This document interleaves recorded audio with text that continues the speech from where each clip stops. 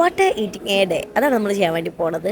പിന്നെ കുറച്ച് കാര്യങ്ങൾ ട്രെയിനിലെ ഫസ്റ്റ് ഡേ ആണ് കേട്ടോ. രാവിലെ തന്നെ നീച്ചിട്ട് ബ്രേക്ക്ഫാസ്റ്റിന് വേണ്ടി വെയിറ്റ് ചെയ്യുന്നു. അപ്പോഴാണ് ആയിക്കൂടെ അങ്ങോട്ടും ഇങ്ങോട്ടും ഓരി കൊണ്ടു നടക്കുന്ന സാധനങ്ങൾ ഉണ്ടായിരുന്നു. അതിൽ നമ്മൾ ബ്രെഡ് ഓംപ്ലേറ്റ് ഉണ്ടായിരുന്നു, ബ്രെഡ് കട്ട്ലേറ്റ് ഉണ്ടായിരുന്നു, പിന്നെ എന്തൊക്കെ സാധനങ്ങളൊക്കെ ഉണ്ടായിരുന്നു. ഞാൻ ബ്രെഡ് കട്ട്ലേറ്റ് ആണ് ഓർഡർ ചെയ്തത്, സോറി ബ്രെഡ് ഓംപ്ലേറ്റ്. ഞാനും ബിന്ദി ഷാനും അച്ഛൻ ബ്രെഡ് ഓംപ്ലേറ്റും ബാബു ബ്രെഡ് കട്ട്ലേറ്റും ഇമ്മ ഉപ്പുമാവും കേട്ടോ വാങ്ങിയത്. അങ്ങനെ എങ്ങനെയൊക്കെയോ വെച്ച് അത് കഴിച്ചിട്ടുണ്ടായിരുന്നു. ചായ ഇല്ല കേട്ടാ. പിന്നെ കുറച്ച് കഴിഞ്ഞതിന് ശേഷം ഉണ്ട് ഇമ്മ ഈ പേരക്ക ഏറ്റ് വരുന്നേ. പേരക്ക ഇങ്ങനെ മുറിച്ച് ഉപ്പുമുളകൊട്ടൊക്കെ തന്നിട്ടുണ്ടായിരുന്നു. കുഴപ്പമില്ല, നല്ല ടേസ്റ്റ് ഒക്കെ ഉണ്ടായിരുന്നു. പിന്നെ കുറച്ചു നേരം കഴിഞ്ഞതിന് ശേഷം കടലുണ്ട് കൊണ്ടുനടക്കുന്നത്. അത് കണ്ടപ്പോ ബാബു വാങ്ങി തന്നിട്ടുണ്ടായിരുന്നു കേട്ടാ.